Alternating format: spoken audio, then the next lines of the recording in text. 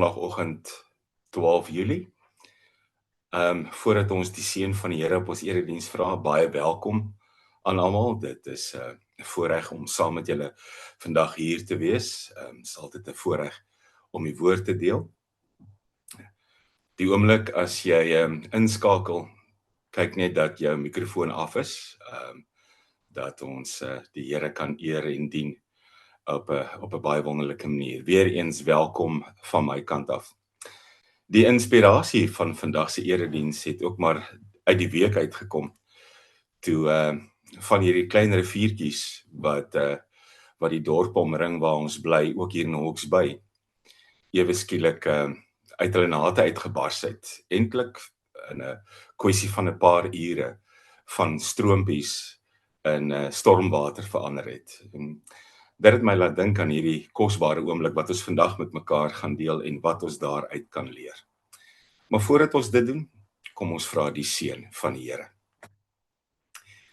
Hemelse Vader, as ons by mekaar is, eer ons U naam, U wat ons geskape het na U beeld en U wat elke dag na ons kyk. Jesus Christus, wanneer ons vanmôre by mekaar is, prys en loof ons U oor bloed wat ons vrygemaak het en 'n lewe wat gegee is sodat ons kan leef. Heilige Gees, wanneer ons vanmôre by mekaar is, wil ons elke dag U teenwoordigheid prys, U leiding, U insig, U sorg. Aan U drie-enige God kom toe alle eer tot in ewigheid. Amen. Ons lees vandag uit 2 hoofstukke uit, Joshua 3 en Joshua 4. Die eerste gedeelte wat ons lees is uit Joshua 3. Ek lees uit die 2020 vertaling, Joshua 3, en ek gaan lees vanaf vers 9, en dan lees ons in hoofstuk 4 in tot en met vers 3. Maar daarmee saam ook 'n paar verse verder uit hoofstuk 4, vers 19 tot 24. Maar ek sal dit aankondig as ons daar kom. Kom ons lees eers Joshua 3 vanaf vers 9. Joshua het vir die Israeliete gesê: "Kom nader en luister na die woorde van die Here, julle God." Joshua het ook gesê: "Hierin sal julle weet dat die lewende God in julle midde is, en dat hy beslis die Kanaaniete, die Hetiete, die Jewiete, die Feresiete, die Girgasiete, die Amoriete en die Jebusiete voor julle sal verdryf. Kyk, die verbondsark, die Heer van die hele aarde, gaan voor julle uit, die Jordaan in. Neem dan nou vir julle 12 manne uit die stamme van Israel, 1 man vir elke stam. En wanneer die voete van die priesters wat die ark van die Here, die Heer van die hele aarde dra, in die water van die Jordaan tot rus kom, sal die water van die Jordaan, die water wat van bo af kom, afgesny word en in een massa opdam. Toe die volk wegtrek van hulle kampplek om die Jordaan oor te steek, was die priesters wat die verbondsark dra voor die volk. Die Jordaan loop die hele oestyd kant en wal, maar net toe die draers van die ark by die Jordaan kom en die voete van die priesters wat die ark dra in die water ingaan, het die water wat van die bokant af kom, gaan staan. Dit het 'n wal gevorm en opgedam, baie ver terug, van Adam, die dorp langs Saretan. Die water wat na die see van die Araba, die Soutsee vloei, is volledig afgesny. Die volk het toe deurgetrek, reg teenoor Jerigo. En terwyl die hele Israel op droë grond deurtrek, het die priesters wat die verbondsark van die Here dra, in die middel van die Jordaan, stewig op droë grond gestaan, totdat die hele nasie die deurtog deur die Jordaan voltooi het. Toe die hele nasie die deurtog deur die Jordaan voltooi het, het die Here vir Joshua gesê: "Neem vir julle 12 manne uit die volk, 1 man uit elke stam, en gee hulle die opdrag: tel vir julle 12 klippe op, daar in die middel van die Jordaan, op die plek waar die voete van die priesters stewig staan. Neem dit saam met julle deur die rivier en sit dit neer op die plek waar julle vannag gaan oornag. En dan weer vanaf vers 19. Die volk self het uit die Jordaan opgetrek op die 10de van die eerste maand. Hulle het kamp opgeslaan by Gilgal aan die oosgrens van Jerigo. Daardie 12 klippe wat hulle uit die Jordaan geneem het Joshua in Gilgal opgerig. Hy het vir die Israeliete gesê, as julle kinders in die toekoms vir hulle ouers vra, wat beteken hierdie klippe? Dan moet julle aan julle kinders verduidelik. Op droë grond het Israel deur hierdie Jordaan getrek. Want die Here julle God het die water van die Jordaan voor julle laat opdroog, totdat julle deurgetrek het. Soos wat die Here julle God gedoen het met die Rietsee, wat hy voor ons laat opdroog het, totdat ons deurgetrek het. Sodat al die volke van die aarde mag weet, dat die hand van die Here sterk is. En sodat julle vir altyd vir die Here julle God ontzag sal hê. Ons lees vandag net tot hier, geliefdes. Voordat ons saam luister aan hierdie kosbare gedeelte en wat dit vir ons sê, kom ons sluit eers ons oë. Hemelse Vader, Here, ons kan in ons lywe voel dat dit winter is. Dis koud buite en elke oggend wanneer die son opkom, is daar ys of dou of nattigheid op die gras, Here, en die oomblik as die son daaroor val, die blink, dit laat 'n mens verstom staan. Deur net na die natuur te kyk, Here, is 'n mens vervul met ontzag vir hierdie groot hand, wat alles geskep het, wat steeds bly skep. En daar dieselfde hand, Here, wat besig is in ons lewens.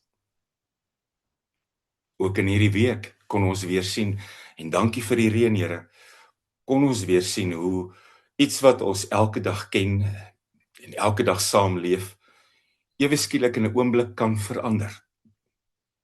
'n Kabbelende stroompie, 'n siedende stuk vloedwater binne enkele ure. U is in beheer, Here. U is daar by ons kabbelende stroompies, U is daar by ons vloedwaters. U is daar wanneer ons met ontzag gevul is oor alles wat ons sien. U is daar, Here, wanneer ons baie keer bekommerd is of besorg is oor iets wat ons voel buite ons beheer is. U is teenwoordig in ons lewens elke dag. Ons, Here, is ongelukkig die mense wat dit baie keer vergeet. Ons is dikwels die mense wat leef asof alles van ons afhang. Asof elke besluit my op my eie laat en elke keuse op my eie gemaak word. Ek weet ek moet U in alles ken, Here. Ek weet ek moet meer van my lewe deel, want U weet alles. U weet wat in my gedagtes omgaan voordat daar 'n woord op my tong kan lê. Ek weet hierdie dinge, Here. Daarom deur U Heilige Gees bly met my besig, Here. Dankie dat U vir ons goed is. Dankie vir al U krag en U almag en U sorg en U liefde in ons lewens elke dag. Amen.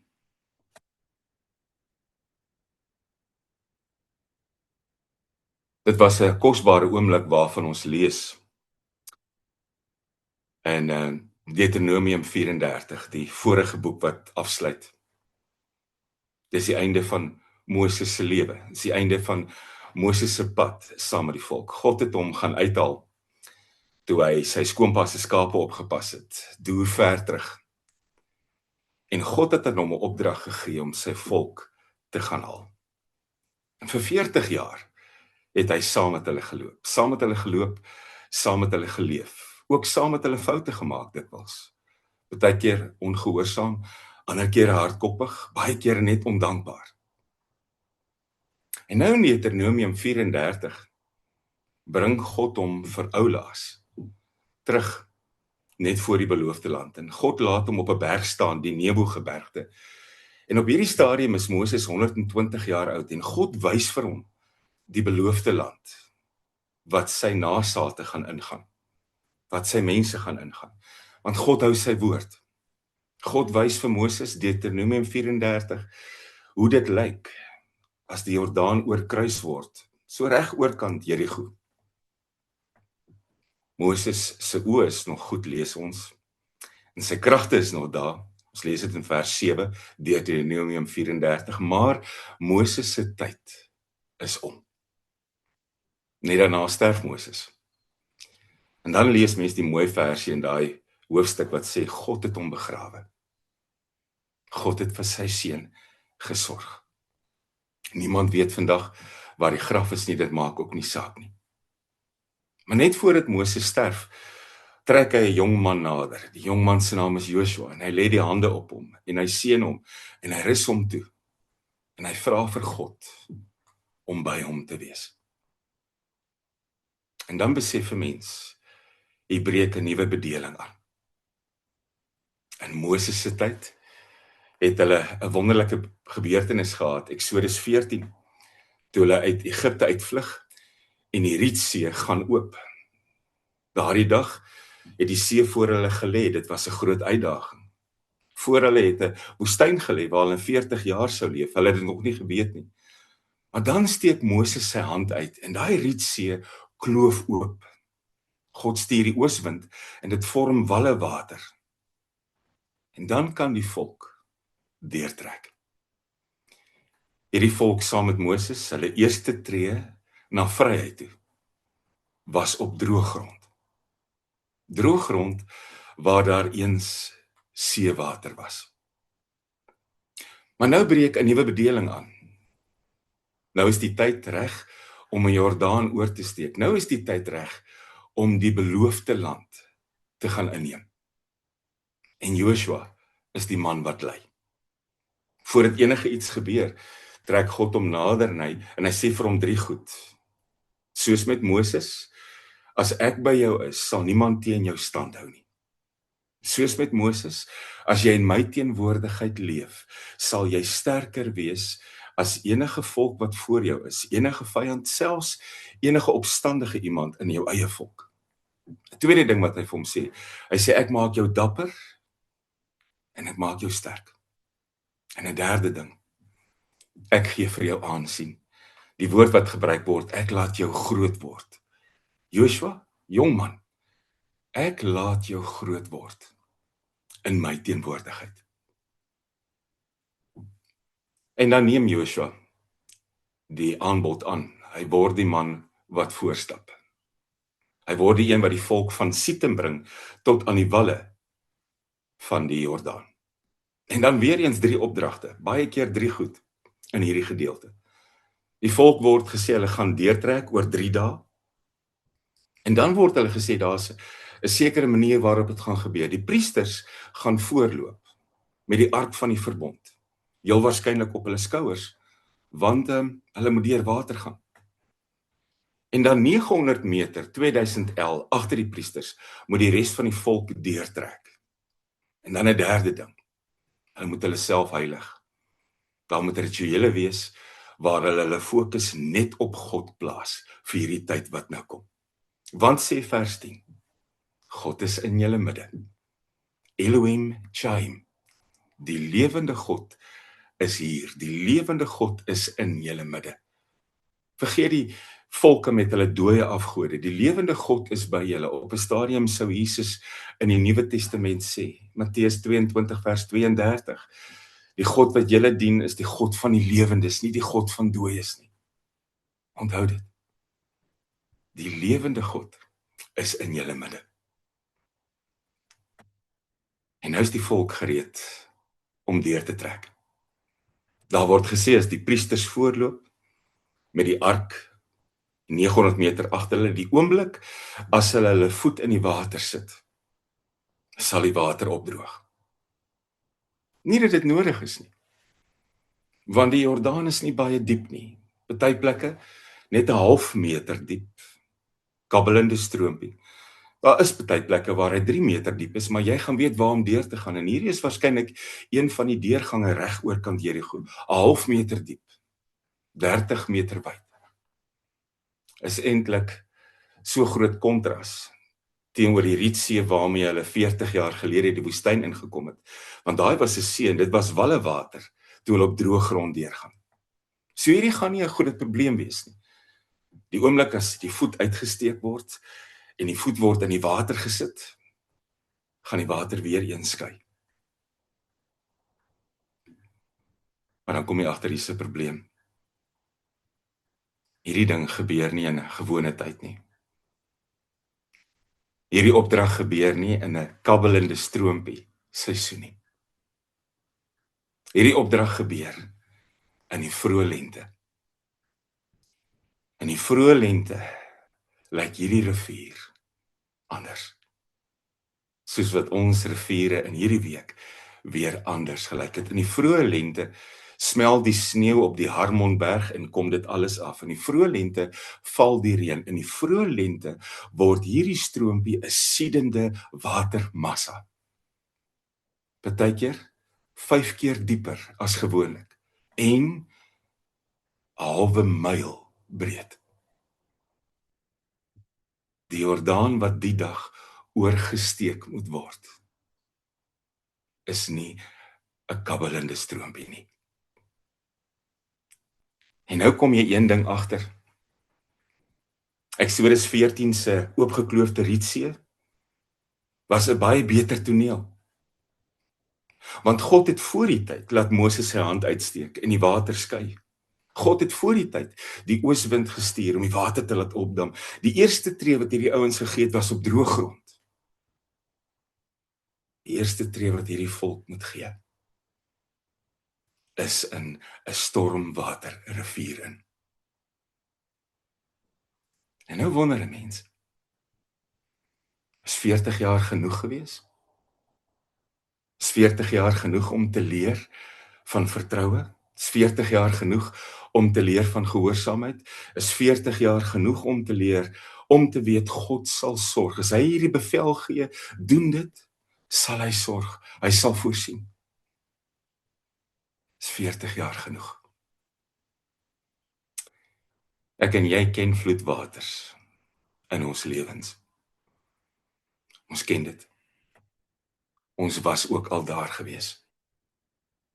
Die oomblik is daar nog 'n kabbelende stroompie in jou lewe en die volgende oomblik word dit 'n vloedrivier. Die een oomblik alles nog reg, alles nog mooi, die volgende oomblik 'n siedende watermassa wat alles meesleer, wat alles verander, wat alles moeilik maak. Dit is maklik om die stroompies in 'n mens se lewe oor te steek. Dit is moeiliker as die rivier in vloed is. Dit is moeiliker as die water meer dreigend, meer gevaarlik, meer erg is. Dis dan wanneer 'n mens op jou geloof moet staatmaak. Dis dan wanneer jy moet vertrou. Dis dan wanneer dit nie meer gerieflik is om te glo nie. Dis dan wanneer dit nie meer gemaklik is om te glo nie. Op 'n stadium baie lank hierna sou die profeet Jesaja hierdie wonderlike woorde neerskryf oor oomblikke soos die. Moenie bang wees nie, Jesaja 43. Moenie bang wees nie, ek sal jou verlos. Ek het jou op jou naam geroep.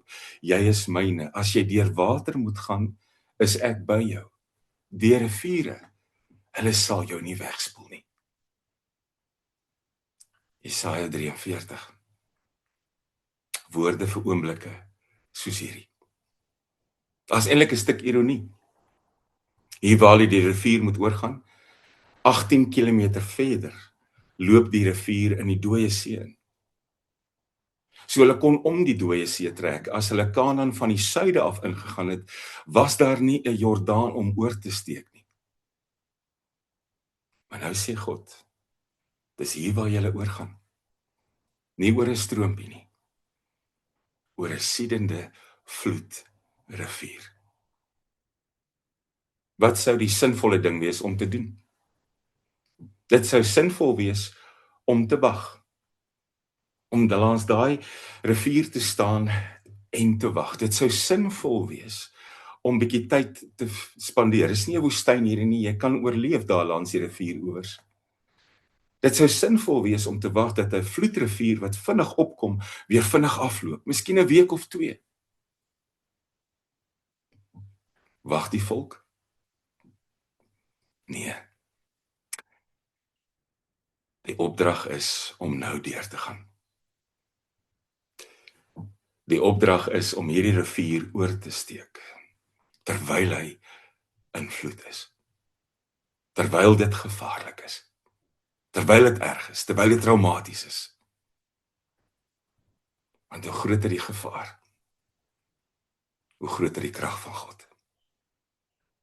Hoeveel meer om te wys. En dan gee die priesters die eerste tree. Nie soos by die Rietsee op droë grond nie, maar die eerste tree in vloedwater in. En dan gebeur dit. Die rivier dam weer op. Die rivier dam op, soos wat hy opgedam het met die Rietsee. Die rivier dam op tot 30 km terug, die dorpie Adam. Die rivier dam op. En die mense kan droogvoets deurtrek. Terwyl hulle doen, terwyl die priesters bly staan, trek die volk deur en dan kom die opdrag om 12 klippe op te tel, uit die rivierbodem uit. 12 klippe wat opgetel moet word, een man uit elke stam, sodat wanneer hulle aan die ander kant kom, daar 'n gedenkteken gebou kan word. 12 klippe. Joshua tel self 12 klippe op en hy bou 'n gedenkteken in die rivier, want God het gesorg. Maar die 12 manne vat die klippe en dan gaan bou hulle 'n gedenkteken by Gilgal naby Jerigo. Hoekom? Want Joshua 4 sê, daar's weer 3 goed wat moet gebeur. Julle moet onthou, as julle kinders in die nageslag vra wat hier gebeur het, julle moet onthou, God het julle deur droë grond laat natrek. Geen net gou 'n oomblik, ek wil net gou die gebeur, sodat die volk kan onthou, hulle het op droë grond deurgetrek. 'n tweede ding wat moet gebeur, die volke in hierdie nuwe land moet besef, hier is 'n God met 'n baie sterk hand. En die derde ding wat seker die belangrikste is, hierdie volk moet onthou om ontzag te hê. Dis wat hierdie klipstapel moet sê. Jy moet onthou en vir jou kinders vertel, jy het op droë grond deurgetrek. Die volke wat hierdie ding gaan sien moet onthou, hierdie God het 'n sterk hand, hierdie lewende God. En 'n derde belangrike ding, jy moet ontzag hê vir hierdie God. Daar moet respek wees. Nou kan ek vanmôre vir jou sê, ons almal ken vloedriviere. En nou praat ek nie net van goed wat ons oorry en uit visvang en mee besig is nie. Ons almal onthou die vloedriviere van 'n paar jaar gelede ook met siklone. En dis nogal 'n ding van vloedwater. Hulle lyk altyd dieselfde. Het jy agtergekom, maak nie saak hoe die rivier lyk in goeie tyd nie. Die oomblik as dit vloedwater word, is dit altyd hierdie ligbruin massa. Die water trek ook vinniger. Jy weet, dis soos moeilikheid lyk. Dis soos gevaarlik. Jy weet om nie naby te kom nie. Hoe groot uitdaging moes dit nie daai dag gewees het om deur vloedwater te moet trek nie. En ook in ons lewens onthou ons die vloedwater oomblikke. Ek en jy onthou die kere wat ons deur 'n ding moes gaan en ons het nie geweet of ons aan die ander kant gaan uitkom nie. Ek en jy onthou die kere wat ons gevoel het, wat ons nou beleef is moeilik en wat ons nou deurgaan is erg en wat ons nou ervaar is gevaarlik. Almal van ons kan vandag die vloedwater oomblikke opnoem in ons lewens. Maar waar is ons klipstapels? Want dit gaan hier oor vloedwaters en Gilgal klippe. Dit gaan hier oor vloedwaters waardeur ons gekom het en klipstapels wat getuig en sê hoe dit gebeur het. Ons almal ken die vloedwaters. Maar waar is ons Gilgal-klippe? Een ding wat 'n mens agterkom met Joshua, weer eens eintlik 3 goed. Joshua was van die begin af met God in gesprek, soos Moses. Dit was 'n voortdurende gesprek. Dit was toe 'n lewe in God se aangesig. Dit was toe 'n lewe in God se teenwoordigheid. Somstyds was dit 'n vasberade Joshua wat gepraat het, 'n entoesiastiese Joshua, 'n sterk dapper Joshua, somstyds 'n vreesbevange Joshua, 'n angstige Joshua, 'n bekommerde Joshua. Baie keer het omstandighede verander. Hierdie man het nooit stil gebly nie. 'n Tweede ding wat mense agterkom, dit was van die begin af 'n vaste vertroue. Hoe stuur jy 'n groep priesters met jou kosbaarste besitting, die ark van die verbond met die 2 kliptafels en God se teenwoordigheid voor jou uit in stormwater in? Jy doen dit net met absolute vertroue en volwaardige geloof. 'n Derde ding wat duidelik sigbaar word, gaan nie oor my nie. Dit gaan nie oor ons nie. Dit gaan oor God. Baie keer as ons glo, wil ons ook hê dinge moet loop soos wat ons dit wil hê. Ons wil graag glo, maar dit moet gemaklik en gerieflik wees. Ek wil graag glo, maar dinge moet loop soos wat ek dit wil hê. Ek wil graag glo, maar ek wil die agenda bepaal van my verhouding met God. Ek wil eintlik vir hom sê wat om te doen. Ek wil vir hom sê watter kabbelende stroompie wil ek oorkruis. En ek wil vir hom sê, daar's nie 'n manier dat ek oor vloedwaters gaan nie. Gaan nie oor my nie. Gaan nie oor ons nie. Gaan oor hom. Hierdie oomblik by hierdie vloedrivier was die afsluiting van 'n 40 jare reis. Dit het 'n bietjie gegaan oor die volk. Dit het 'n bietjie gegaan oor die afsluiting van 'n tydperk. Dit het 'n bietjie gegaan oor 'n eindbestemming wat uiteindelik bereik word. Dit het 'n bietjie gegaan oor Joshua. Maar dit het alles gegaan oor God. Dit het alles gegaan oor God. En jy ervaar dikwels eers God se krag as dit nie gemaklik is om te glo nie. En as dit nie gerieflik is om te glo nie. En mense kan ook agterkom dat hierdie ontsag wat die volk moes hê, dadelik oorgegaan het in gehoorsaamheid en volle vertroue. Ek wil gou vir jou vra, as jy iemand in jou lewe het, 'n ander mens wat jy ten volle vertrou.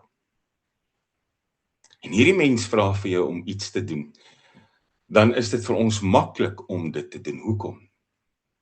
Want jy vertrou hierdie ander mens. Jy weet hulle het jou welwese in hulle oë. Jy weet hulle wil hê dit met jou goed gaan. Hulle gaan nie vir jou iets vra wat dit vir jou moeilik gaan maak nie. Hulle gaan jou nie in die rug steek nie. En hulle gaan jou nie eintlik vir die honde gooi nie. As ons graag iets doen vir iemand wat ons kan vertrou, hoekom sukkel ons? Wanneer die lewende God vir ons vra en met ons praat. Nou kan ek vandag hierdie gedeelte afsluit en sê, maar as jy deur die vloedrivier gegaan het, en almal van ons ken dit, gaan bou jou klipstapel. Kry jou klippe bymekaar en gaan bou jou klipstapel.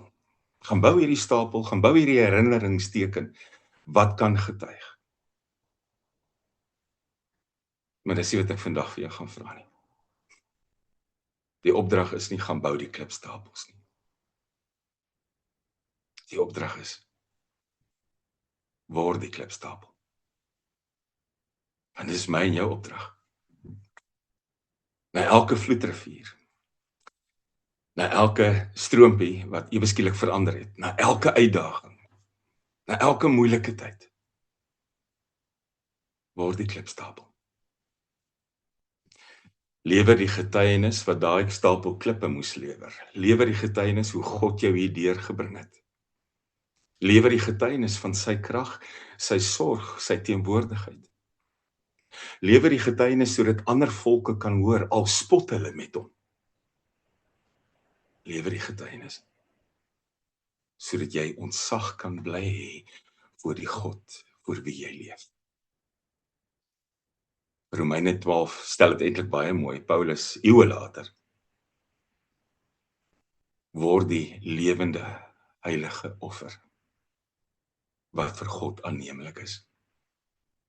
Moenie aan die wêreld gelykvormig word nie, maar verander voortdurend julle denke.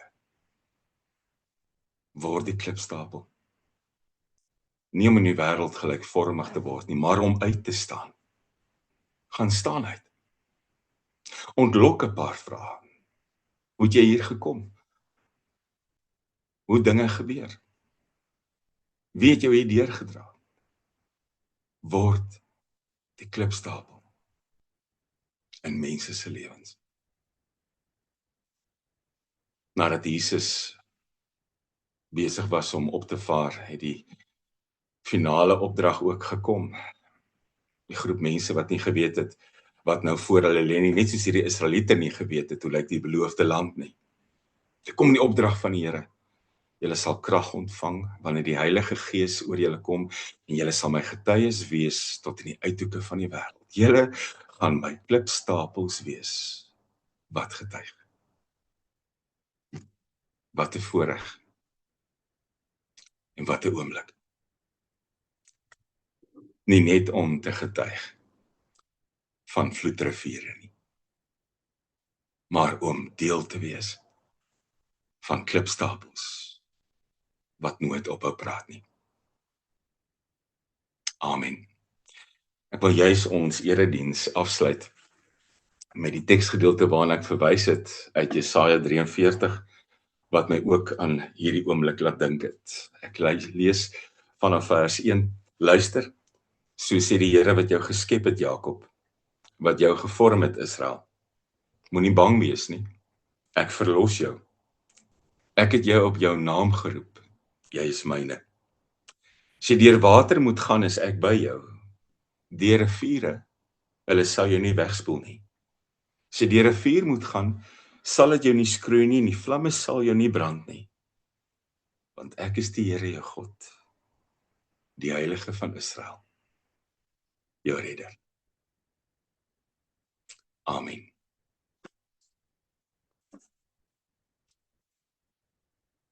Here, in my lewe is daar vloedriviere,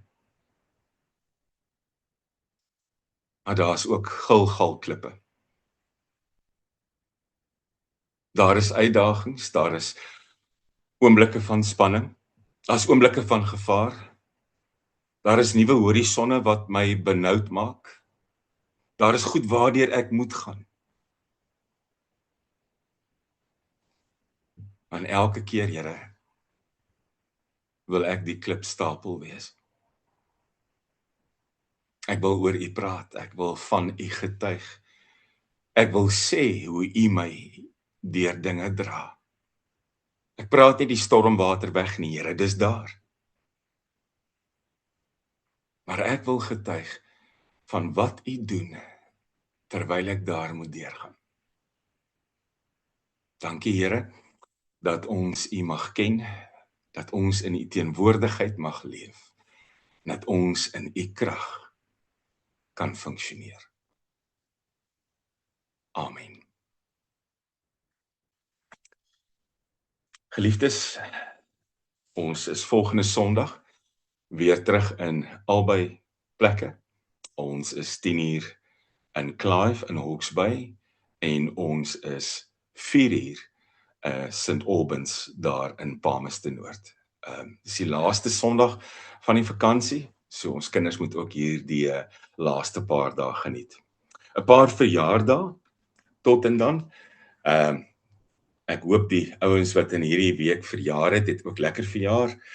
Christopher Joen die 10de, Dani Miller die 11de, ook Bertha Erasmus die 11de, en dan nou vandag op die 12de, word my eie kind ook jarig. Kara, sy verjaar vandag. Môre die 13de Bertus Roos. Peer Venter die 14de. Op die 15de is weer 'n lekker handvol. Sonja Bester, Christo die Jager en Herman Bardon en Jack Burger op die 17de. Ek hoop dis 'n wonderlike nuwe lewensjaar vir almal van julle. Kyk mooi na mekaar, geliefdes. Kyk mooi ook na dit wat God om jou sit en dank hom vir elke oomblik in jou lewe. Mag dit goed gaan met almal van julle. Vrede.